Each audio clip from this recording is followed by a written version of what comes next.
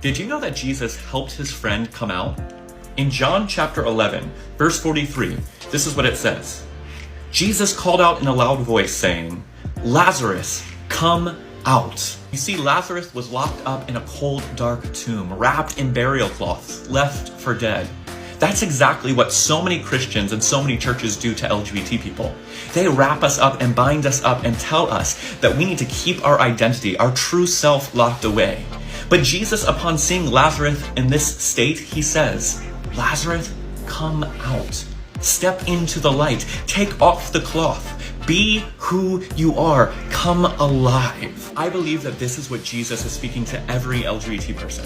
Come out of the tomb of shame. Take off the chains that have bound you up. Step into the glory of who God made you to be, fearfully and wonderfully made, just as you are. You are beloved of God. And come on now.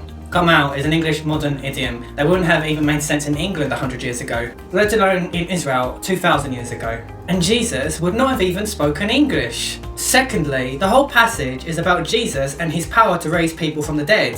Lazarus was literally dead. He was a corpse. There was no symbolism about it. We even have that famous line from Jesus, "I am the resurrection and the life. He who believes in me, though he may die, he shall live." This passage has nothing whatsoever to do with the church and their stance on LGBT issues, but it displays Jesus' power over death. It displays the resurrection. What progressive preacher Brandon Robertson does, don't quit your day job, Robertson, is take a passage out of context to support something that the Bible clearly doesn't mean to. I mean, just grab a Bible and read all of John 11 for yourself. Just read the whole thing and see exactly what I'm talking about. To take a passage from the Bible, to make it say what it really doesn't mean to say, is to be intellectually dishonest. And for the LGBT folk that might be watching, Robertson does not love you. So don't let anybody tell you that it's not loving if you stand flat-footed and speak the truth about this issue of homosexuality. What's not loving is to look someone in the eye